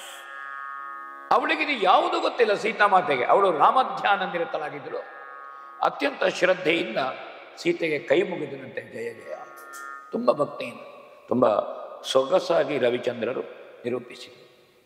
ನಾನು ಆಗ ಹೇಳಿದಾಗೆ ಅವರ ಗಾನಯಾನಂದದಲ್ಲಿ ನೀವು ಗಮನಿಸಿ, ಒಂದು ರಸ, ಆ ಸಂದರ್ಭ, ಅದು ರಸ ಪ್ರತಿಪಾದನೆ ಹೇಗಾಗಬೇಕು, ಆ ಭಾವ ಏನಲ್ಲಿ ಭಕ್ತಿ ಇದೆ, ಆ ಭಕ್ತಿಯ ಜೊತೆಗೆ ಒಂದು ಕರುಣೆ ಇದೆ. ಅಂದರೆ ಕರುಣಾರಸದ 2 ಮುಖ, ಒಂದು ದುಃಖ ಮತ್ತು ಒಂದು ಭಕ್ತಿ. ಅದರ ಒಂದು ಅನಿಯೋಜ್ಯವಾದಂತಹ ಪಾಕ ನೋಡಿ ನೀವು ಅವರ ಗಾನದಲ್ಲಿ. ಒಂದು ರಾಮನ ದುಃಖ, ವಿಭೀಷಣನ ಭಕ್ತಿಯ ವಿವೇಕ, ಹನುಮಂತನ ಶ್ರದ್ಧೆ, ಇದು ಒಂದು ನಾವು ತ್ರಿಮಧುರ ಅಂತ ಹೇಳಿದಾಗ ಅದು ಇದನ್ನು ರಸ ಪ್ರತಿಪಾದನೆ ಅಂತ ಕರೆಯುವಂತಹದ್ದು. ಇಂತಹ ಗಮಕದಲ್ಲಿ ಅದಾಗಬೇಕಾದ ಆವಾಗ ನಮಗೆ ಭಾವ ಗೊತ್ತಾಗ್ತದೆ. ಆ ಪಾತ್ರ, ಸೀತೆಯ ಭಾವ ಏನು, ರಾಮನ ದುಃಖ ಏನು, ವಿಭೀಷಣನ ವಿವೇಕ ಏನು, ಹನುಮಂತನ ದಾಸ ಭಕ್ತಿ ಏನು ಅವ ಗಮನಿಸ್ತಾನಂತೆ. ತಕ್ಷಣ ಅವರು ರಾಮನ ಸನ್ನಿಧಾನಕ್ಕೆ ಹೋದರೂ ಇಲ್ಲ, ಅಲ್ಲಿ ಸ್ವಾಮಿಯವರ ಗುಣಗಳನ್ನು ನೆನಪಿಸಿಕೊಂಡು ಅಧೋವದನನಾಗಿ ಸೀತಾಮಾತೆ ಇದ್ದಾಳೆ ಅಲ್ಲಿ ಅಂತ ಹೇಳಿದ. ಇದರಲ್ಲಿ ಯಾವ ಸಂದೇಹವೂ ಇಲ್ಲ. ಆ ರೀತಿ ಹಾಗೆ ಜಾಂಬವ ಎಲ್ರಿಗೂ ಭಾರಿ ಸಂತೋಷ ಆಯಿತು. ತಕ್ಷಣ ವಿಭೀಷಣ ಆ ಮಾಯೆ ಬಿದ್ದುಕೊಂಡುಂಟಿಲ್ಲಿ ಕಳೆಯವರ ತನ್ನ ಕೈಯಿಂದ ಆ ಮಾಯಾದೇಹವನ್ನು, ತುಂಡಾಗಿದ್ದಂತಹ ಸೀತೆಯ ಮಾಯಾ ಕಳೆಯವರವನ್ನು ಸ್ಪರ್ಶಿಸಿದನಂತೆ. ಅದರಿಂದ ಮಾಯವಾಗಿ ಹೋಯಿತು. ಹಾಗೆ ಎಲ್ರಿಗೂ, ಹಾಗೆ ವಿಷ್ಣು ಭಕ್ತರಿಗೆ ಮಾಯೆಯನ್ನು ದುಷ್ಟರ ನಾಶಕ್ಕಾಗಿ, ಶಿಷ್ಟರ ಸಂರಕ್ಷಣೆಗಾಗಿ, ಅಧರ್ಮದ ನಾಶಕ್ಕಾಗಿ, ಧರ್ಮದ ಪುನರುತ್ಥಾನಕ್ಕಾಗಿ ಹೇಗೆ ಮಾಯೆಯನ್ನು ರಾಮ ಮೀರಿ ನಿಲ್ತಾನೆ, ರಾಮ ಭಕ್ತರು ಹೇಗೆ ಮಾಯೆಯನ್ನು ನಿವಾರಿಸ್ತಾರೆ ಎನ್ನುವುದನ್ನಿಲ್ಲಿ ಬಹಳ ಸೊಗಸಾಗಿ ಹೊತ್ತು ಮಧ್ಯಾಹ್ನ ಆಯ್ತಂತೆ. ಎಲ್ಲರೂ ರೋಮಾಂಚನಗೊಂಡ್ರು ಅಂತ ಇಲ್ಲಿ ಹೇಳ್ತಾರೆ. 42ನೆಯ ಸಂಧಿಯ ಕಡೆಗೆ ಸಾಗೋಣ. ಏನಾಯ್ತು ಇಲ್ಲಿ ಲಂಕೆಯಲ್ಲಿ? ಸೋಲ ಮುಖದಲ್ಲಿ ಪುರವ ಹೊಗಲ ಚಾಳು ತನ ಕೂಣಯವು ತನ್ನಯ ಮೇಲೆ ಬೀಳದೆ ಮಾಡದಯ್ಯಂ ಕಿತ್ತ ಭಾಷಿತಗಿ ಕೂಳನಗೆಂದಿಂದ್ರಜಿತು ಹೀಹಾಳಿಯಲಿ ತಮ್ಮನ್ವಯಾಗತ ಏಳಿಗೆಯ ಮನದೇವತೆಯ ಮನೆ ದೇವತೆಯ ನೋಲೈಸಲೈ ತಂದ ಇಂದ್ರ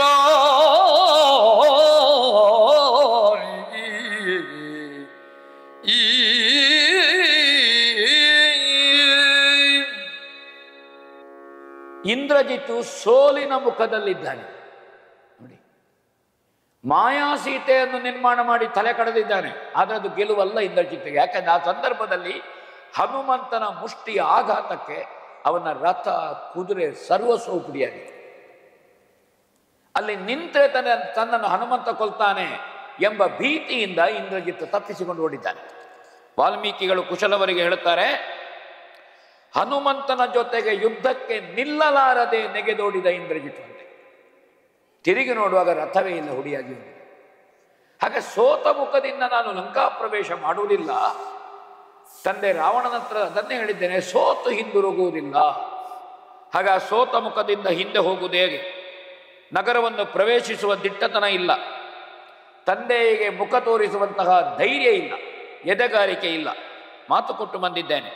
ಹಾಗಂತ ಶೌರ್ಯವನ್ನು ನಾನು ತೋರಿಸುವುದ ಯಾವ ಮಾಯೆಯೂ ನಡಿಲಿಲ್ಲ. ಅತ್ಲಾಗಿಂದ ಕಪಿಕುಲದವರ ಜಯಕಾರ ಕೇಳುತ್ತದೆ, ಘೋಷಣೆ ಕೇಳುತ್ತದೆ.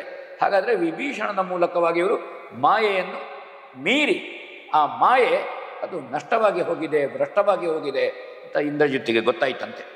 ಹಾಗಾದರೆ ಏನು ಮಾಡುವುದು? ಏನಾದರೂ ಶಕ್ತಿಯ ಸಂಪಾದನೆ ಮಾಡಬೇಕು ಯುದ್ಧ ಗೆಲ್ಲುವುದಕ್ಕೆ. ಈಗ ಇರುವ ಶಕ್ತಿಯಲ್ಲಿ ಯುದ್ಧ ಗೆಲ್ಲಲಿಕ್ಕಾಗೋದಿಲ್ಲ. ಎಲ್ಲ ಶಕ್ತಿಯನ್ನು ವಿನಿಯೋಗಿಸಿ ಆಯಿತು, ಮಾಯೆಯನ್ನು ಅವಲಂಬಿಸಿ ಆಯಿತು. ಆ ಮಾಯೆಯು ತಾತ್ಕಾಲಿಕವಾಗಿತ್ತು, ಅದು ಶಾಶ್ವತವಾದಂತಹ ಜಯವನ್ನು ಕೊಡಲಿಲ್ಲ.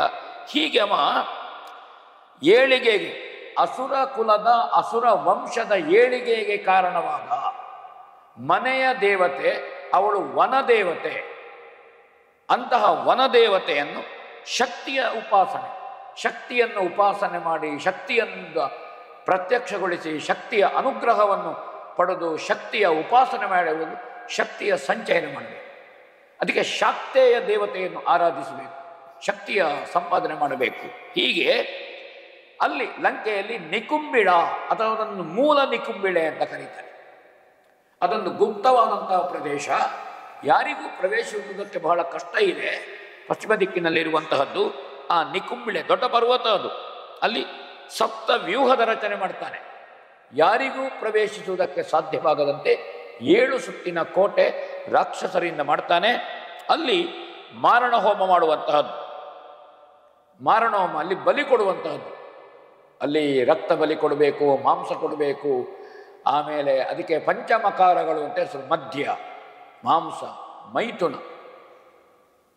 ತನ್ನ ಶರೀರಕ್ಕೆ ದುರ್ದೇವತೆಯನ್ನು ಆವಾಹನೆ ಮಾಡಿ ಆ ದುರ್ದೇವತೆಯನ್ನು ತೃಪ್ತಪಡಿಸುವುದಕ್ಕೆ ಮೈಥುನದಲ್ಲಿ ತೊಡಗಿಕೊಳ್ಳಬೇಕು. ಇಂತಹ ಒಂದು ಮಾರಣ, ಅದು ಅಥರ್ವ ವೇದೋಕ್ತವಾದಂತಹದ್ದು. ಅಲ್ಲಿ ರಾಕ್ಷಸ ಬ್ರಾಹ್ಮಣರನ್ನವರು ಬಳಸಿದ್ರಂತೆ. ಕವಿ ಹೇಳುತ್ತಾನೆ, ಆ ಮೂಲಕವಾಗಿ ಭಾರಿ ದೊಡ್ಡ ರಕ್ಷಣೆಯನ್ನು 7 ಅಕ್ಷೋಹಿಣಿ ಸೈನಿಕರು, ಅಲ್ಲಿ ಬ್ರಹ್ಮರಾಕ್ಷಸರು, ಇಂಥವರೊಂದು ಇಂದ್ರಜಿತ್ತುವ ಯಾಗಮಂಟಪವನ್ನು ಪ್ರವೇಶ ಮಾಡ್ತಾನೆ. ಮನೆ ದೇವತೆ ನಿಕುಂಬಿಳೆ, ಆ ದೇವತೆಯ ಹೆಸರು ನಿಕುಂಬಿಳ, ಆ ದೇವತೆಯ ಹೆಸರು ಅವಳು. ಅವಳು ಶಿವಶಕ್ತಿ, ಅದು ಅಂತಹದ್ದು. ಅದನ್ನು ಅರ್ಚನೆ ಮಾಡಿದನಂತೆ, ನರಮಾಂಸವನ್ನು ನೈವೇದ್ಯ ಮಾಡಿದನಂತೆ, ಯಜ್ಞವೃತ್ತವನ್ನು ಕೈಗೊಂಡಿದ್ದಾನೆ. ವೀರಬಾಹು, ಸುಬಾಹು, ದುರ್ಮದ, ಘೋರಬಲ, ದುರ್ಜಯ ಇಂಥ ಅನೇಕರು. ಅಲ್ಲಿ ಶಶಕರ್ಣ, ಮೊಲದಂತೆ ಕಿವಿಯುಳ್ಳ, ಸಾರಮೇಯಾನನ ನಾಯಿಯಂತೆ ಮುಖವುಳ್ಳವ, ವೃಕಾನನ ತೋಳದಂತೆ ಮುಖವುಳ್ಳವ, ಸೈರೀಭಾನನ ಕೋಣದಂತೆ ಮುಖವುಳ್ಳವಂತಹ ರಾಕ್ಷಸರಿದ್ದಾರೆ. ಇಂಥವರೆಲ್ಲ ಅದಕ್ಕೆ ರಕ್ಷಕರಾಗಿದ್ದರು. ನಮಗೆ ಅಂತಹ ಮುಖದ ಮನುಷ್ಯರನ್ನು ನಾವೀಗ ಕಾಣ್ತೇವೆ, ಅಥವಾ ಅಂತಹ ಸ್ವಭಾವದ ಮನುಷ್ಯರನ್ನು ಕಾಣ್ತೇವೆ. ಆವಾಗ ರಾಕ್ಷಸರು ಆ ರೀತಿ ಇದ್ರು ಅಂತ ಹೇಳ್ತಾನೆ. ಅವನ ಯಾಗ ಹೇಗೆ ನಡೀತಾ ಇತ್ತು ಅಂತ ಕೇಳೋಣ. ಅರುಣದಲಿಲ ಜಗಳ ನರುಣಾಂಬರವ, ಅರುಣ ಸುಗಂಧ ಸಾರವ, ನರುಣ ಪುಷ್ಪಾಕ್ಷತೆಯ ನಯಸ್ಕಾಂತ ಪಾತ್ರೆಗಳ, ಕರಿಯ ಮೆಕ್ಕಿಯ ಕಾಳ ಸರ್ಪನ ತರಿಸಿ, ತಾರೆಯ ಸಮಿತಿಗಳ ಸಂವರಿಸಿ, ದೀಕ್ಷಿತನಾದನ ಖಳಮಾರಣ ದೊರಕಿ, ಮಾರಣ ದೊರಕೆ. ರಕ್ತದ ತುಪ್ಪ, ಕೆಂಪು ವಸ್ತ್ರ, ಕೆಂಪು ಸುಗಂಧ ದ್ರವ್ಯ, ಕೆಂಪು ಹೂವು, ಅಕ್ಷತೆ, ಸೂಜಿಗಲ್ಲಿನ ಪಾತ್ರೆಗಳು, ಕರಿಯ ಮೆಕ್ಕೆ, ಕಾಳಸರ್ಪ ಮೊದಲಾದಂತಹದ್ದು ಸಮಿತ್ತಾಗಿ ಬಳಸಿದ್ರು ಅಂತ ಇಲ್ಲಿ ಕವಿ ಹೇಳುತ್ತಾನೆ. ಹಾಗೆ ದೀಕ್ಷೆ ವಹಿಸಿದ್ರಂತೆ, ಉದರಾಗ್ನಿಯನ್ನು ಹೊರಗೆ ತೆಗೆದರಂತೆ, ಮೂಳೆಗಳನ್ನೇ ಸಮಿತ್ತಾಗಿಸಿದಂತೆ. ಹಾಗೆ ಬೇರೆ ಬೇರೆ ರೀತಿಯಲ್ಲಿ ನಾನು ಆಗಲೇ ಪ್ರಸ್ತಾಪದಲ್ಲಿ ಹೇಳಿದಾಗೆ ಘೋರ ಕರ್ಮಗಳನ್ನು ಮಾಡಿ ಅಘೋರವಾದಂಥ ಒಂದು ಯಜ್ಞವನ್ನು ಮಾಡುವಂತಹದ್ದು. ಕೃಷ್ಣ ಸರ್ಪದ ಮಾಂಸ, ಹೋತಗಳ ರಕ್ತ, ಆಮೇಲೆ ಪಶು ಪಕ್ಷಿಗಳು, ರಕ್ತ ಮಿಶ್ರಿತವಾದಂಥ ಚರು, ಅನ್ನ ಇತ್ಯಾದಿ. ಇದು ಈ ಯಾಗದಿಂದ ಅಲ್ಲಿ ಧೂಮ ವ್ಯಾಪಿಸಿತು, ಕಾರ್ಮೋಡದಂತೆ. ಸಾಧ್ಯ ಇಲ್ಲ. ಆ ಮಾರಣಾಧ್ವರದಿಂದ ಈ ಧೂಮ ವ್ಯಾಪಿಸಿ ಕಪಿಗಳಿಗೆ ಓಡಾಡಲಿಕ್ಕೆ ಸಾಧ್ಯ ಆಗ್ತಾ ಇಲ್ಲ, ಉಸಿರಾಡಲಿಕ್ಕೆ ಸಾಧ್ಯ ಆಗ್ತಾ ಇಲ್ಲ. ಅಂತಹ ಕರಕಲಾದಂತಹ ದುರ್ನಾತ, ಕೆಟ್ಟ ವಾಸನೆ ಬರ್ತಾ ಇತ್ತು. ಇಡೀ ಮಲಿನಗೊಂಡಿದೆ ಪ್ರಕೃತಿ. ಎಲ್ಲರೂ ದೇವತೆಗಳಿಗೂ ಆಗಲಿಲ್ಲಂತೆ ಆಕಾಶದಲ್ಲಿ ನೋಡಲಿಕ್ಕೆ, ದಿಕ್ಕು ದಿಕ್ಕುಗಳಲ್ಲಿ ಸೆಕೆ ಬಡಿಯುತ್ತಾ ಇತ್ತು. ಹಾಗೆ ರಾಜೇಂದ್ರನಾದಂತಹ ರಾಮ ವಿಭೀಷಣನನ್ನು ಕೇಳುತ್ತಾನೆ ಅಂತೆ. ಕೇಳೋಣ.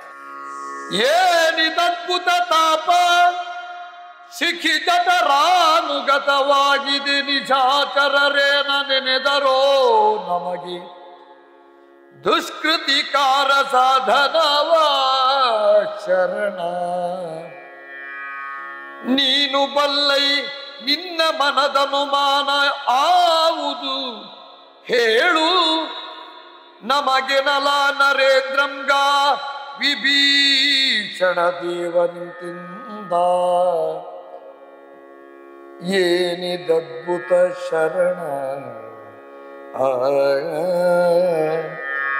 ಶರಣ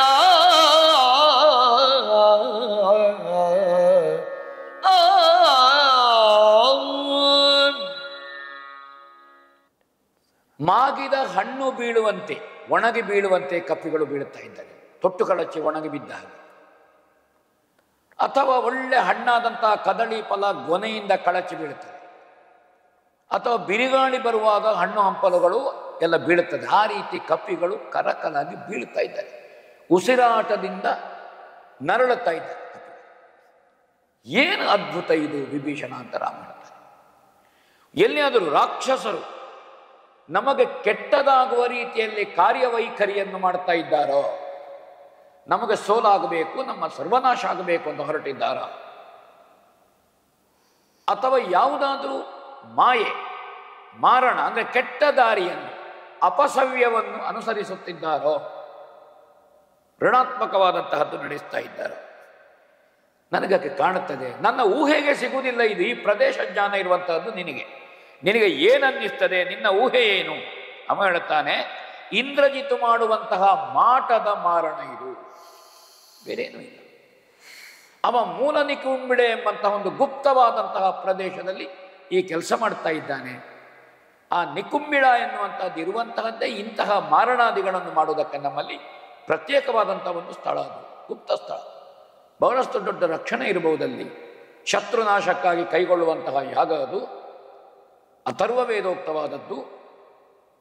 ಆ ಕಾರಣದಿಂದ ಅದು ಪೂರ್ತಿ ಆಯಿತು ಅಂತ ಒಂದು ದೊಡ್ಡ ಆ ದೇವತೆ, ಆ ಶಾಕ್ತೆಯ ದೇವತೆ, ಆ ವನದೇವತೆ ಅಥವಾ ನಿಕುಂಬಿಳ ಎಂಬಂತಹ ದೇವತೆ ಅನುಗ್ರಹಿಸುವಂತಹದ್ದು ಆ ಯಜ್ಞಕುಂಡದಿಂದಲೇ ದಿವ್ಯವಾದಂತಹ ರಥ ಬರ್ತದೆ.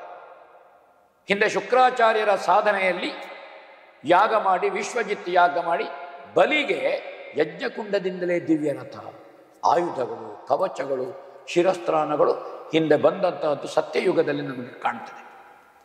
ಅದರಿಂದ ದಿಗ್ವಿಜಯ ಮಾಡಿದಂತಹ ಇಂದ್ರಸೇನ ನಾಮಕನಾದ ಬಲಿ ಇಡೀ ದೇವತೆಗಳನ್ನು ಗೆಲ್ತಾನೆ, ತ್ರಿಲೋಕಾಧಿಪತ್ಯ ಆಗ್ತದೆ ಅವನಿಗೆ. ಆದರೆ ಆಮೇಲೆ ಅದಿತಿ ದೇವಿ ವಯೋವೃತ ಮಾಡಿ ವಾಮನಾವತಾರಾಗಿ ಬಲಿಯನ್ನು ರಸಾತಳಕ್ಕೆ ಕಳುಹಿಸುವಂತಹದ್ದು ಕತೆ ಬಲಿಚರಿತ್ರೆಯಲ್ಲಿ ಉಂಟು. ಇಲ್ಲಿ ಅಂತಹದ್ದೇ ದಿವ್ಯ ರಥ ಬರುತ್ತದೆ, ಕುದುರೆ ಇತ್ಯಾದಿ ಇತ್ಯಾದಿ, ಆಯುಧಗಳು, ಶಿರಸ್ತ್ರಾಣ, ಮೈಯನ್ನು ರಕ್ಷಿಸುವ ಕವಚಗಳು, ಇದನ್ನು ಹಿಡಿದು ಹೊಂದಿ ಯುದ್ಧ ಮಾಡಿದರೆ ಇಂದ್ರಜಿತು ಅಜಯನಾಗ್ತಾನೆ.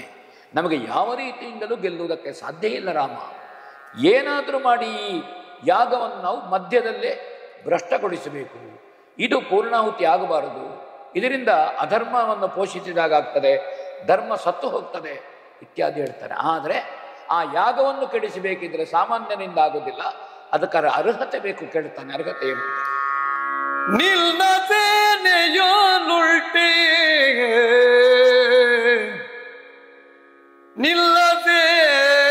ನಿಲ್ಲದೇನೆಯುಳುಂಟೆ ವತ್ಸರ 12 ಉಪವಾಸದವರು ವಿಭಿನ್ನ ನಿದ್ರಾವಚರು ವನಿತಾ ಸಂಗ ವರ್ಜಿತರು ಉನ್ನತ ಹವ ವೀರರುಳ್ಳಡೆ ತನ್ನ ಬಳಿಯಲಿ ಕಳುಗು ತಡಬೇಕಿನ್ನು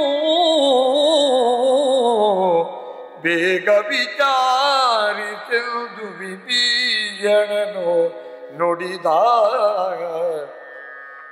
ನಮ್ಮ ಸೇನೆಯುಳುಲ್ಟೆ ರಾಮ ಆ ಆ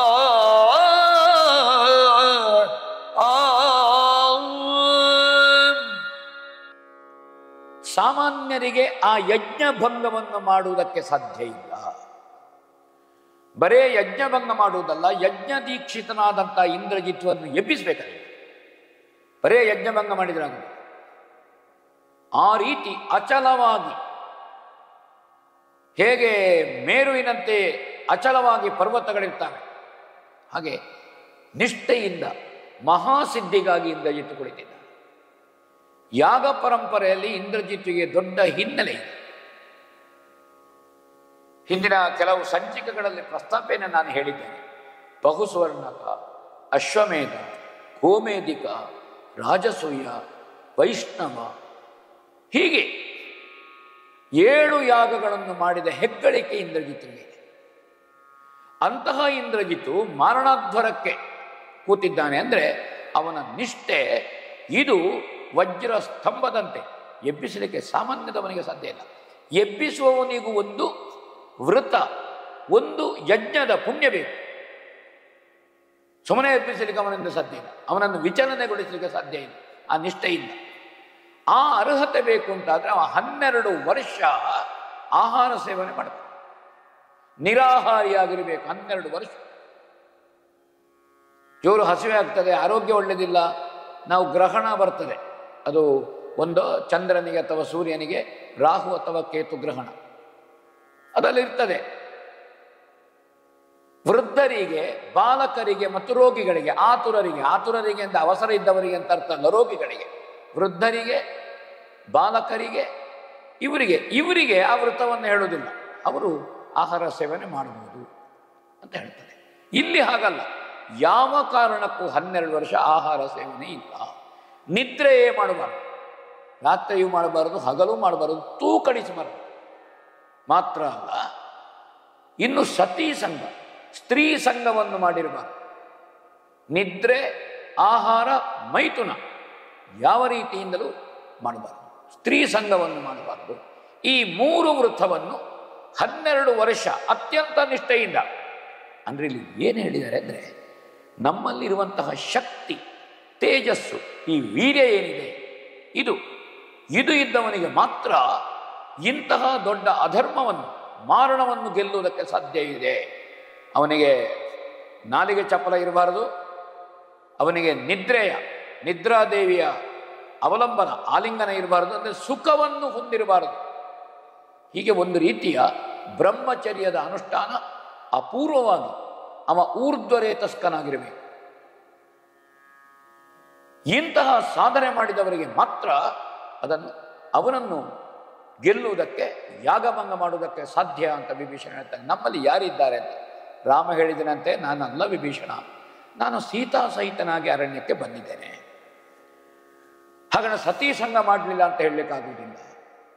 ಆಹಾರವನ್ನು ಸೇವಿಸ್ತಾ ಇದ್ದೇನೆ, ಚೆನ್ನಾಗಿ ನಿದ್ರೆಯೂ ಮಾಡಿದ್ದೇನೆ. ನಾನು ಅಂತಹ ಮಾನವ ಆಗಬೇಕು. ಯಾರು ಅಂತವ ಇದ್ದಾನೆ? ಯಾರೂ ಇಲ್ಲ, ಇಲ್ಲಿ ಯಾರೂ ಇಲ್ಲ ಅಂತವನು ಅಂತ ಹೇಳುವಾಗ ಆ ಸಂದರ್ಭದಲ್ಲಿ ಯಾರು ಬರ್ತಾರೆ ನೋಡಿ. ಕರವ ಮುಗಿದಿದಿರಾಗಿ ನಿಂದಿದ್ದರಿದಿ ದಿಶಾಪಟ ವೀರ ಲಕ್ಷ್ಮಣ ಅರಸ ಗೆಲ್ದನು ಭಟರ ಬೇರಿಲ್ ಅರಸ ಬೇಕೆನುತ ನಿರವಿಸಗಿತನ ವಧೆಗೆ ವೈರಿಯ ಶಿರವ ತಂದುಳುಗುವೆನು. ದೇವರ ಚರಣದಲ್ಲಿ ಚಿಂತೆ ಬೇಡಿದ ಕೆಂದು ಕೈ ಮುಗಿದ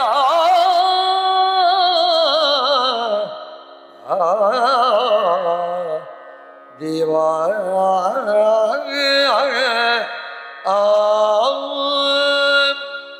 ಆ ಸಂದರ್ಭದಲ್ಲಿ ಕೈ ಮುಗಿದುಕೊಂಡು ಬಿಲ್ಲು ಬಾಣಗಳನ್ನು ಧರಿಸಿ ಬಂದವ ವೀರಲಕ್ಷ್ಮಣ ಅಂತ ಹೇಳ್ತಾರೆ. ರಾಮನ ಬೆಂಗಡೆಯಲ್ಲಿ ನಿಂತುಕೊಂಡಿದ್ದ. ಇವರ ಸಂಭಾಷಣೆಯನ್ನು ಲಕ್ಷ್ಮಣ ಕೇಳುತ್ತಾ ಇದ್ದ.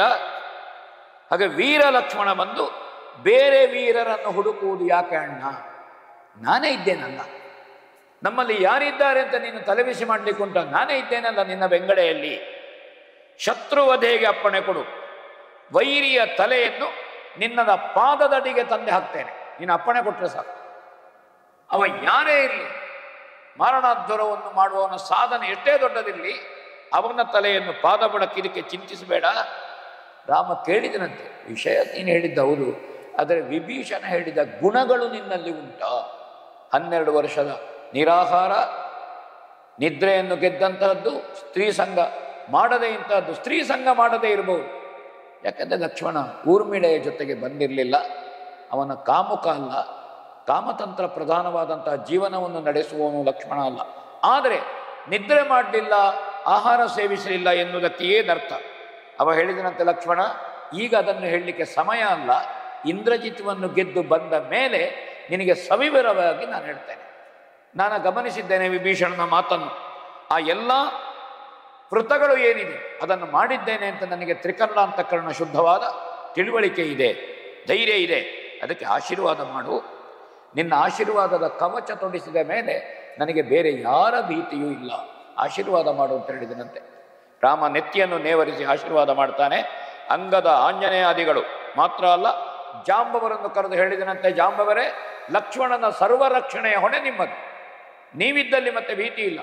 ಈ ಮಾಯಾ ಸೀತೆಯ ಪ್ರಕರಣ ಇರ್ಬೋದು, ಇಂದಿನ ಅನೇಕ ಘಟನೆಗಳಿರ್ಬೋದು, ಸೋಲಿನ ಸಂದರ್ಭದಲ್ಲಿ ಅಥವಾ ಇಂದ್ರಜಿತೆಯ ಆರಂಭದ ನಾಗಪಾಶವನ್ನು ನಿಂದ ರಾಮಲಕ್ಷ್ಮಣರು ಮಲಗಿದ ಯುದ್ಧ ಇರ್ಬೋದು, ಎಲ್ಲ ಸಂದರ್ಭಗಳಲ್ಲಿಯೂ ಜಾಂಬವರ ವಿವೇಕ, ಅವರ ತಾಳ್ಮೆ ರಾಮ ಸೈನ್ಯದಲ್ಲಿ ಹೊಸ ಚೈತನ್ಯವನ್ನು ಮೂಡಿಸಿದೆ, ಹೊಸ ಉತ್ಸಾಹವನ್ನು ಮೂಡಿಸಿದೆ. ಸಕಾಲಿಕವಾದಂತಹ ಅವರ ಎಚ್ಚರಿಕೆಯ ಮಾತುಗಳು, ಅವರ ನಿರ್ದೇಶನ, ಅವರ ತಾಳ್ಮೆ, ಅವರ ಸಲಹೆ, ಅವರ ಮಾರ್ಗದರ್ಶನ ಜಾಂಬವರದ್ದು. ಹಾಗೆ ಜಾಂಬವರ ಕೈಗೆ ಲಕ್ಷ್ಮಣನ ರಕ್ಷಣೆ ಹೊಣೆ ನಿಮ್ಮದ್ದು ಜಾಂಬವರೇ. ಸುಗ್ರೀವನು ಹಾಗೆ ದೊಡ್ಡ ಸಂಖ್ಯೆಯಲ್ಲಿ ಕಪಿಗಳನ್ನು ಕಳುಹಿಸಿಕೊಟ್ಟಂತೆ. ಎಂತುಂಟೋ ಅಂತ ಕೇಳ್ತಾನೆ ಕವಿ ಸುಗ್ರೀವನ ಆಜ್ಞೆ. ಎಂತುಂಟೋ ಸುಗ್ರೀವನಾಜ್ಞಾ ಮಂತ್ರ ಶಕ್ತಿ ಮಗಾಧನವಾ ಸಾರ್ವಂತೆ ದೇಶವನಿತ್ತು ಮನ್ನಣೆಯಲಿ ಮಗ ಪಟರ ಸಂತವಿಟ್ಟವರೊದಗುವುದು ತಾನಿಂತು ದುರ್ಲಭವ ಕಿಣ ದೆಸೆಯ ವನಾಂತರದ ಸ್ವೇಚ್ಛಾವಿಗಾರಿಗಳೊದಗಿತ ಒದಗಿತಾದಿಯಲಿ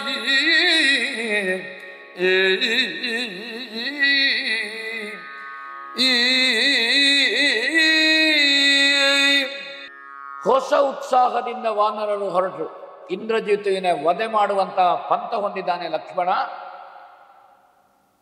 ಬಹಳ ವಿಶ್ವಾಸದಿಂದ ಹೊರಟಿದ್ದಾನೆ. ವಿಭೀಷಣ ಹೇಳ್ತಾನೆ, ಇಂದ್ರಜಿತುವಿನ ವಧೆ ಮಾಡಿದಲ್ಲಿಗೆ ಲಂಕೆಯಲ್ಲಿ ನಾವು ಜಯದ ಘೋಷಣೆ ಮಾಡಬಹುದು, ನಾವು ವಿಜಯ ಯಾತ್ರೆಯನ್ನು ಮಾಡಬಹುದು. ರಾವಣ ನಮಗೆ ಲಕ್ಷ್ಯ ಅಲ್ಲ. ರಾವಣನಿಗಿಂತ ಮೀರಿದ ಹೆಚ್ಚಿದ ಶಕ್ತಿಯ ಸಂಪತ್ತು, ಶಕ್ತಿಯ ಸಂಚಯನ ಇರುವಂತಹದ್ದು ಅದು ಇಂದ್ರಜಿತುವಲ್ಲಿ. ಮಹಾಸಾಧಕನಿದ್ದಾನೆ, ಮಹಾಮಾಯಾವಿ. ಅವನ ಹತ್ರ ಮಂತ್ರದ ಬಲ ಉಂಟು, ತಂತ್ರದ ಬಲ ಉಂಟು, ಮಾಯೆಯ ಬಲ ಉಂಟು, ಎಲ್ಲ ಉಂಟು. ಇಂದ್ರಜಿತುವಿಗೆ ದೌರ್ಬಲ್ಯ ಇಲ್ಲ, ಸ್ತ್ರೀ ಲಂಪಟತನ ಇಲ್ಲ. ರಾವಣನಿಗೆ ಅನೇಕ ದೌರ್ಬಲ್ಯಗಳಿದೆ, ಅದಕ್ಕಿಂತ ಮೀರಿದವ ಇಂದ್ರಜಿತುವನ್ನು ನಾವು ಗೆದ್ದೇವೋ, ಅವನನ್ನು ಕೊಂದೇವೋ, ಲಂಕೆಯಲ್ಲಿ ಬಹುತೇಕ ನಮಗೆ ವಿಜಯೋತ್ಸವ ಮಾಡಬಹುದು ಅಂತ ವಿಭೀಷಣ ಹೇಳ್ತಾನೆ. ಹಾಗೆ ಸುಗ್ರೀವನ ಆಜ್ಞೆ ಎಂಬ ಮಂತ್ರ ಶಕ್ತಿ ಎಂತುಟೋ ಎಂಥದ್ದು. ಕೈತುಂಬ ದಾನ, ಕೈತುಂಬ ಹಣ, ಆಮೇಲೆ ಅವನ ಕುಟುಂಬ ನಿರ್ವಹಣೆಗೆ ಬೇಕಾದಂತಹದ್ದು ಎಲ್ಲವನ್ನೂ ಒದಗಿಸಿದ್ರು ಒಬ್ಬ ಯೋಧ. ಹಾಗೆ ಹೊರಡ್ಲಿಕ್ಕಿಲ್ಲ ಅಂತ. ಅದಕ್ಕಿಂತ ಮೀರಿ ಉತ್ಸಾಹದಿಂದ ಕಪಿಗಳು ಹೊರಟಿದ್ದಾರೆ. ಯಾವ ಕೊಡುಗೆ ಕೊಡಿ, ಯಾವ ಪರಿಹಾರ ಹೇಳಿ, ಯಾವ ಘೋಷಣೆ ಮಾಡಿ, ಯಾವ ಸೌಲಭ್ಯ ಕೊಡಿ, ಆ ರೀತಿ ಹೊರಡ್ಲಿಕ್ಕಿಲ್ಲ. ಏನು ಯಾವ ಪ್ರತಿಫಲಾಪೇಕ್ಷೆ ಇಲ್ಲ, ಮನೆಗೆ ಕೊಂಡೋಗಬೇಕು ಅಂತ ಇಲ್ಲ, ಯಾವ ನಿರೀಕ್ಷೆಯೂ ಇಲ್ಲ. ಸೀತಾ ಬಂಧನ ವಿಮೋಚನೆ, ರಾಕ್ಷಸರನ್ನು ಕೊಲ್ಲುವ ಉತ್ಸಾಹ ಏನು ಕಪಿಗಳ ಇಮ್ಮಡಿ ಉತ್ಸಾಹದಲ್ಲಿ ಹೊರಟಂತೆ. ಯಾರು ಸಪ್ತ ಕೋಟೆಯನ್ನು ಆವರಿಸಿ ರಾಕ್ಷಸರು ನಿಂತಿದ್ದಾರೆ, ಆ ಎಲ್ಲ ರಾಕ್ಷಸರನ್ನು ಹೊಡಿತಾ ಹೊಡಿತಾ ಹೊಡಿತಾ ಇವರು ಮುಂದೆ ಹೋಗ್ತಾ ಇದ್ದಾರಂತೆ. ಆಗ ವಿಭೀಷಣ ಹೇಳ್ತಾನೆ, ಸುಮ್ಮನಿದ್ರೆ ಸಾಲದು, ಬೆಳಗ್ಗಾಗುವುದಕ್ಕೆ ನಮಗಿರುವಂತಹದ್ದು ಬಹಳ ಬಹಳ ಕಡಿಮೆ ಸಮಯ ಇರುವಂಥ ಅರ್ಧ ಜಾವ ಉಂಟು ಸೂರ್ಯೋದಯಕ್ಕೆ. ಈ ಅರ್ಧ ಜಾವದ ಒಳಗೆ ಇಂದ್ರಜಿತುವ ಏನು ಯಾಗದೀಕ್ಷೆ ಅದನ್ನು ಭಂಗ ಮಾಡದೇ ಇದ್ರೆ ನಮಗೆ ಸೋಲು ಬರ್ತದೆ ಹೇಳಿದ ವಿಭೀಷಣ. ಇನ್ನು ಆಲೋಚನೆ ಮಾಡಲಿಕ್ಕಿಲ್ಲ. ಎಲ್ಲ ವಿಭೀಷಣನೇ ಸ್ವತಃ ಆಯುಧವನ್ನು ಹಿಡಿದು ಆ ಕೋಟೆಯಲ್ಲಿ ರಕ್ಷಕರಾಗಿ ನಿಂತಹ ರಾಕ್ಷಸರನ್ನು ಹೊಡಿತಾ ಹೊಡಿತಾ ಹೊಡಿತಾ ಮುಂದೆ ಸಾಗ್ತಾನೆ. ಕೇಳೋಣ. ಬಟ್ಟೆಯನು ಸವರುವೆರು ಬೆಲ್ಲನು ಮೆಟ್ಟಿ ಬಾ ಸೌಮಿತ್ರಿ ಕವಿ ವಿತ್ತಟ್ಟಿ ಅಸುರರ ನೆನೆಸುತ್ತ ಹಾರದೆ ಬೆಂಬಲದ ಬಟರ ಮುಟ್ಟವಿಸಿದುದು ಹೊತ್ತು ರಥವನ್ನು ಕೊಟ್ಟು ಕಳುಹದೆ ಮಾಡನಜ ಜಯ ತಟ್ಟದೈ ಸರಮೇಲೆನುತ ನಡೆಗೊಂಡನ ಸುರೇಂದ್ರ.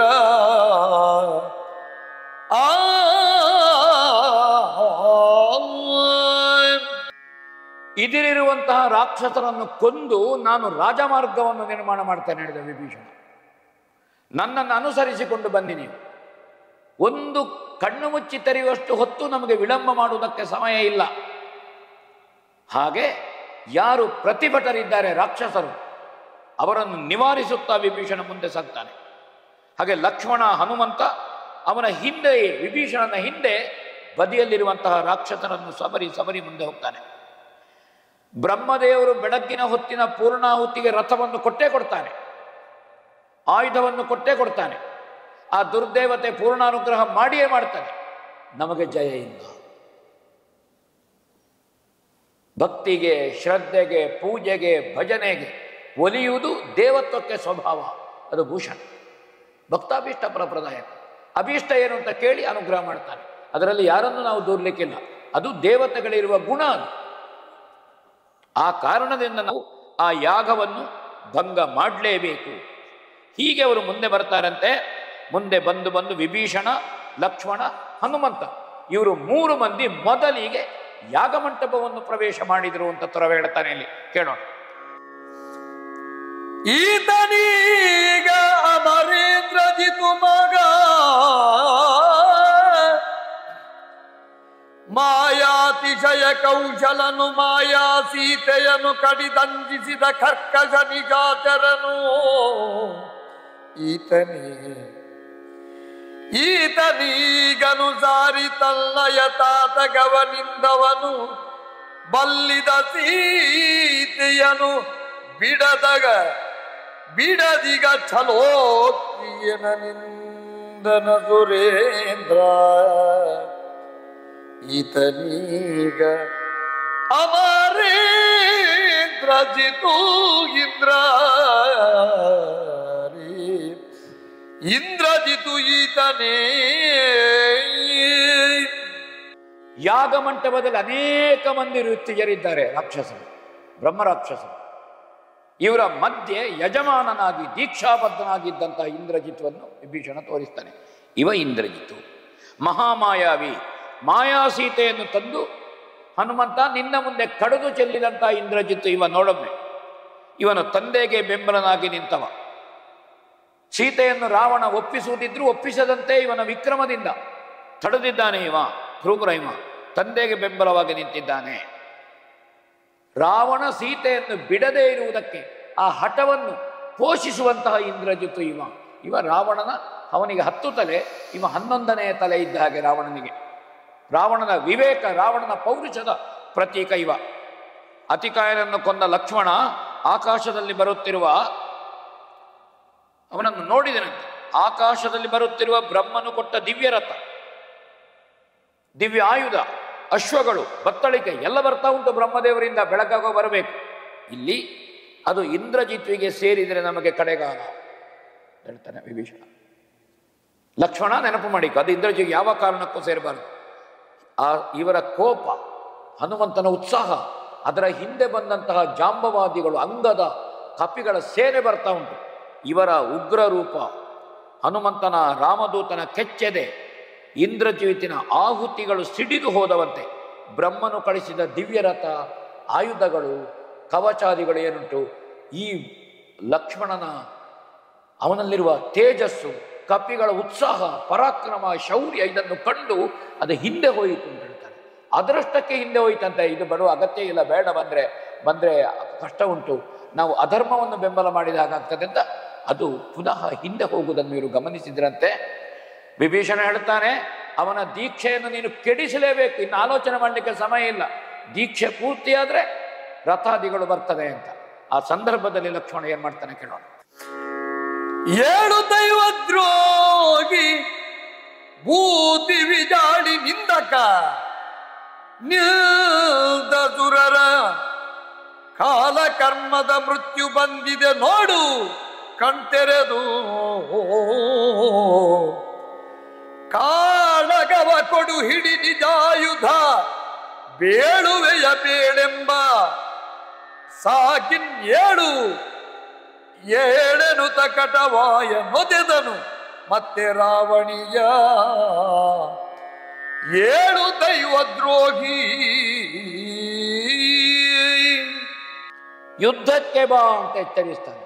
ನೀನು ದೈವದ್ರೋಹಿ ಇದ್ದಿ, ಮಾಡುತ್ತಿರುವಂತಹ ಯಾಗಾದಿಗಳು ಧರ್ಮವನ್ನು ಪೋಷಿಸುವ ಕೆಲಸ ಆಗಬೇಕು, ಇದು ಅಧರ್ಮವನ್ನು ಪೋಷಿಸುವಂತಹದ್ದು, ಇದು ನೀನು ಮಾಡುವ ದೈವದ್ರೋಹ. ಇಡೀ ಜಗತ್ತಿಗೆ ದೈವ ಸ್ವರೂಪಿಯಾಗಿರುವಂತಹ ರಾಮ ಅವನ ಹೆಂಡತಿಯನ್ನು ಅಪಹರಿಸಿದ್ದು ನಿನ್ನೊಂದು ದೈವದ್ರೋಹಿ. ತಂದೆಯೇ ದೇವರು, ತಾಯಿ ತಂದೆ ಅಂದರೆ ದೇವರಿಗೆ ಸಮಾನ, ಪ್ರತ್ಯಕ್ಷ ದೇವರು. ಒಬ್ಬ ರಾವಣ ಸೀತಾಪಾರ ಮಾಡಿದ್ದಾನೆ, ಅವ ಸೀತೆಯನ್ನು ಹಿಂದೆ ಕೊಡದಂತೆ ರಾವಣ ವಿವೇಕವನ್ನು ತಡೆದದ್ದು ನೀನು, ಅದು ದೈವದ್ರೋಹವೇ. ಇಡೀ ಲಂಕೆ ಇವತ್ತು ಸರ್ವನಾಶ ಆಗಿ ಹೋಗ್ತಾ ಉಂಟು, ಅದು ದೈವದ್ರೋಹ. ಈ ನೆಲಕ್ಕೆ ಮಾಡುವಂತಹ ದೈವದ್ರೋಹ. ಅನೇಕ ವಿಧದಲ್ಲಿ ನೀನು ದೈವದ್ರೋಹ ಮಾಡ್ತಾ ಇದ್ದಿ. ಆಭಿಚಾರಿಕ ದೇವತೆಯನ್ನು, ದುರ್ದೇವತೆಯನ್ನು ಆರಾಧನೆ ಮಾಡ್ತಾ ಇದ್ದಿ. ಯಾಕೆಂದ್ರೆ ಅಧರ್ಮವನ್ನು ಪೋಷಿಸುವಂಥದ್ದು ನೀನು. ಹೀಗೆ ಬಹು ಆಯಾಮದಲ್ಲಿ, ಬಹು ವಿಧದಲ್ಲಿ ನೀನು ದೈವದ್ರೋಹ ಮಾಡ್ತಾ ಇದ್ದಿ ಅಂತ ಹೇಳ್ತಾನೆ. ಇಂದ್ರಜಿತ್ಗೆ ಅವನನ್ನು ಎಚ್ಚರಿಸ್ತಾನೆ. ನಿನಗೆ ಸಾವಿನ ಮೃತ್ಯು ಬಂದಿದೆ, ಯುದ್ಧವನ್ನು ಕೊಡು, ನೀನು ಹೋಮದ ಆಸೆ ಬಿಡು, ಯಜ್ಞದ ಆಸೆ ಬೇಡ ನಿನಗೆ.